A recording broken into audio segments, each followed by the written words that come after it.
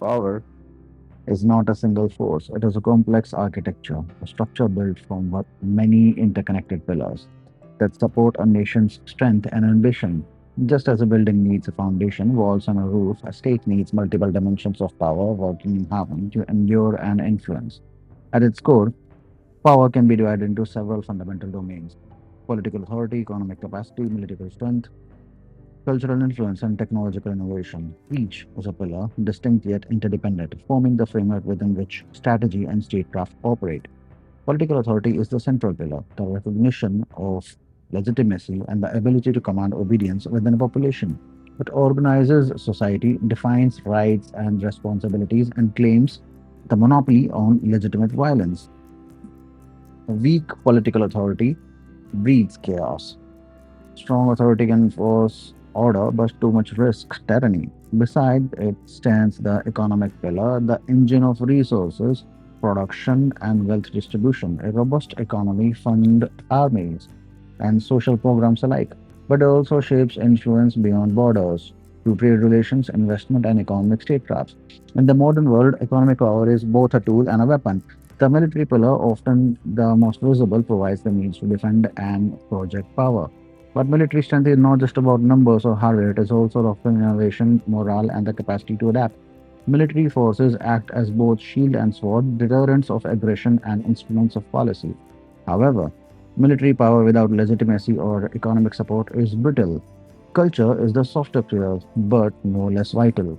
Through less language, values, art, and ideas, culture shapes identity and builds influence far beyond borders. It creates narratives that inspire loyalty at home and admiration abroad. States that have mastered cultural projection wield a power that armies cannot match, the power to persuade and attract. Finally, technological innovation is the hidden pillar, accelerating change. From the printing press to the internet, technology transforms how power is created, maintained, and challenged. In the 21st century, technological leadership defines global influence, controlling communications, energy, AI, and cyber capabilities. A state's architecture of power is only as strong as its weakest pillar. And resilience depends on the balance and integration among them. Neglecting one weakens the whole. Over reliance on another invites vulnerability. History is rich with examples where collapsing pillars led to downfall. Empires have crumbled from overstretched armies, economic collapse, eroded legitimacy, or cultural fragmentation. Conversely, enduring powers are those that understand and manage this architecture with skill and foresight. To comprehend statecraft deeply, one must see beyond individual power elements and perceive how they connect, how culture shapes political loyalty, how technology reshapes military advantage. Power is an edifice, not a weapon alone, and the architects of this edifice are the true strategists. Those who build, reinforce, and adapt the structure in response to shifting threats and opportunity. In the section that follow, we will examine each of these pillars in detail, exploring how they function, interact, and evolve, how their mastery defines the fate of nations in both peace and conflict. For understanding the architecture of power is understanding how states build their future, one brick, one beat, one strategy at a time. At the heart of every state lies the pillar of political authority, the power to make and enforce rules, to command allegiance and organize society. But political authority is not merely about power or coercion, it rests fundamentally on legitimacy, the belief by the governed that those who rule have the right to do so. Legitimacy is fragile, intangible force. It can arise from tradition, religion, law, or popular consent, but it requires constant renewal. Without legitimacy, power is brittle, authority becomes contested, leading to unrest or collapse. Governance is the practical expression of this authority. It is the art of turning laws and policies into functioning systems, courts that deliver justice, bureaucracies that administer, and institutions that resolve conflict peacefully. Good governance fosters trust. stability, and predictability, which are essential for economic growth and social cohesion. The modern state, in particular, is defined by its monopoly on the legitimate use of physical force within its border, a concept famously theorized by Max Weber. This monopoly is backed not only by police or military, but by the state's capacity to enforce contracts, collect taxes, and maintain order. However, political authority is always under pressure from competing factions, interest groups, external enemies, and internal divisions. The ability to manage dissent and adapt governance determines whether legitimacy endures or erodes. Historically, legitimacy have taken different forms. In monarchies, divine right or hereditary claim provided justification. In democracies, it derives from consent expressed through election and representation. In authoritarian regimes, legitimacy often depends on performance, ideology, or coercion. But legitimacy is more than a legal or political concept, it is also symbolic. Flags, ritual, national myths, and public institutions all reinforce the emotional attachment of citizens to the state. This symbolic power can hold societies together when material conditions are harsh. Poor governance, corruption, inefficiency, oppression can rapidly undermine legitimacy. This creates openings for rebellion, fragmentation, or foreign interference. Sustaining authority requires transparent institution, accountability, and responsiveness to the needs of the populace. In the 21st century, the challenge of political authority has grown more complex. Globalization, information technology, and the transnational issues strain traditional governance models. Citizens expect more participation, transparency, and protection of rights. Yet, rising inequality, polarization, and digital misinformation also threaten trust in institutions. Therefore, governance is not static, it is a continuous process of negotiation between the rulers and the ruled. Successful states innovate their political systems to remain relevant and resilient.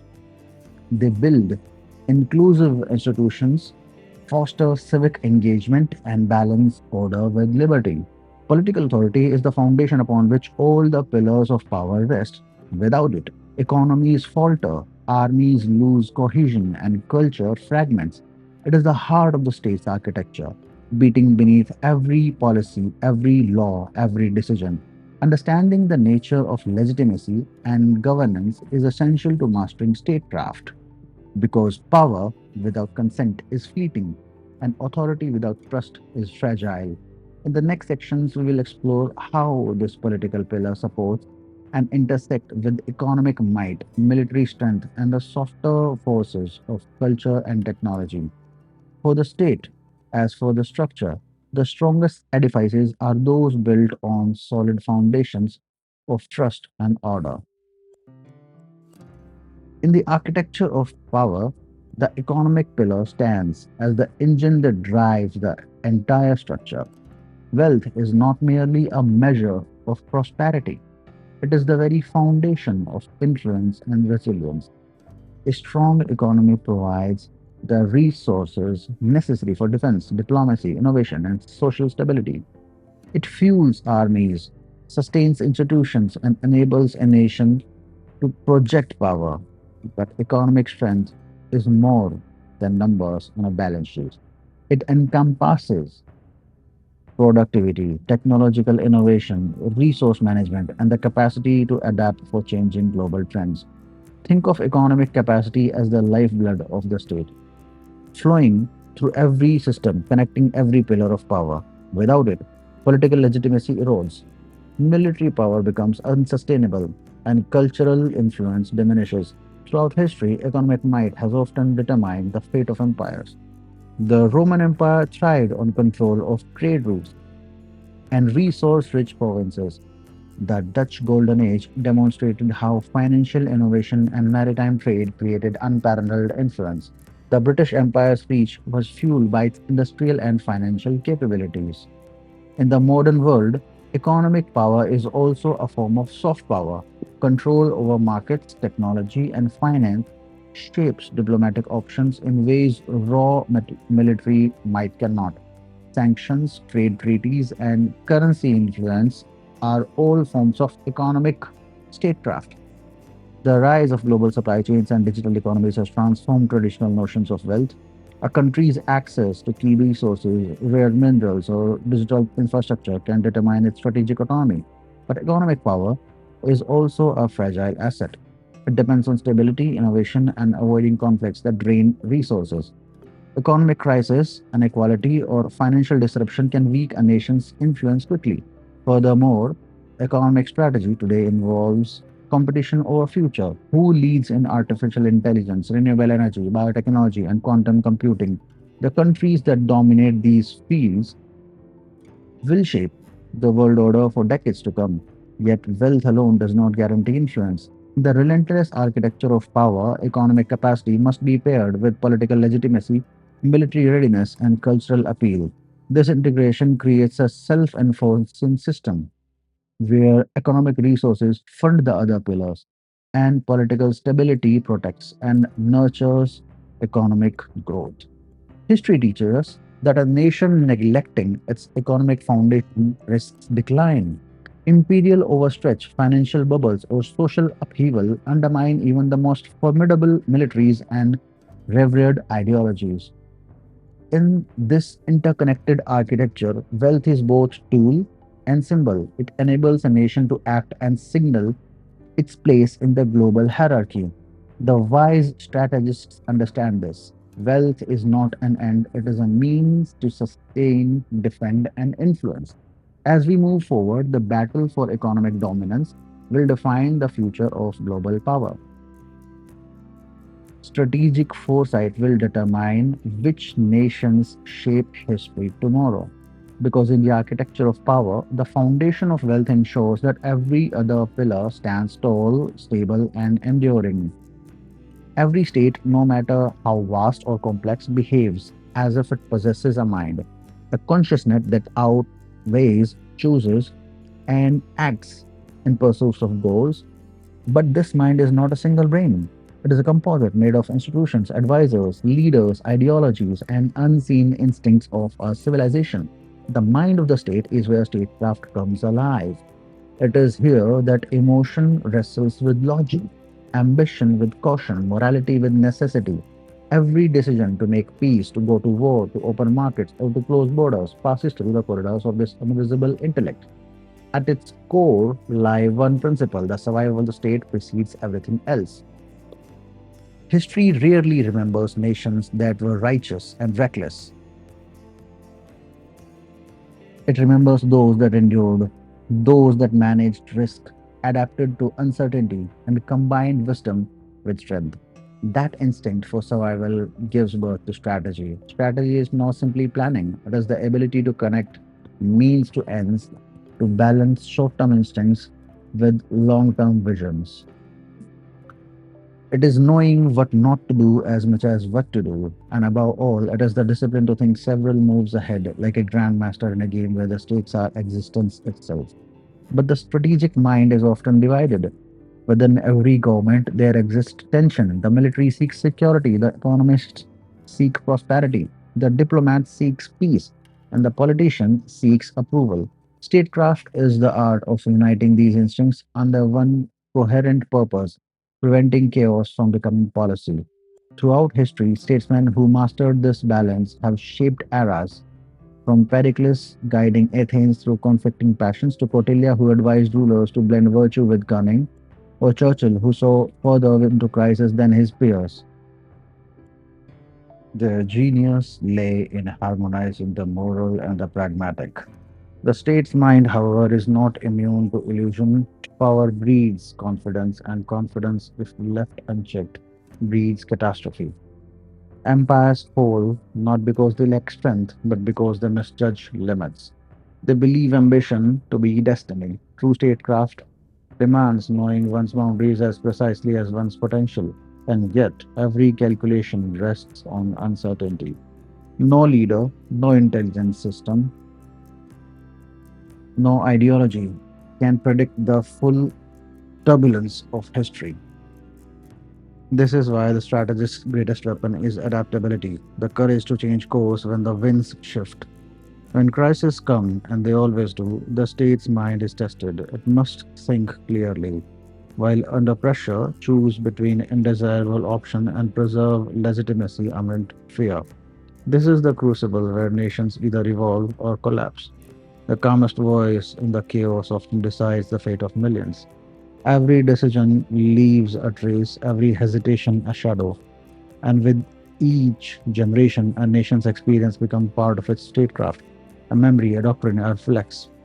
Over time, these memories create something bigger, a collective intelligence, what we call national character. It is the invisible logic behind why certain nations act predictably while others move like storms. This logic, born of victories and traumas, shapes how a state sees itself and what it believes it's worth defending.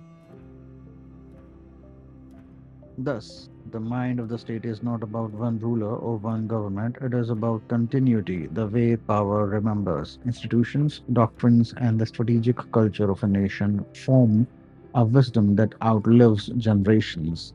Leaders come and go, but the state endures only if its mind remains alert. In the end, statecraft is not about just the science of power, it is the psychology of power. It is how the state perceives threat, interprets its environment, and projects intention. The more clearly it can see itself and its world, the longer it survives. For in statecraft, as in life, the greatest danger is not weakness, it is blindness. Culture is a silent pillar of power, less visible than armies or industries, yet more enduring and far reaching in shaping a state's identity and influence.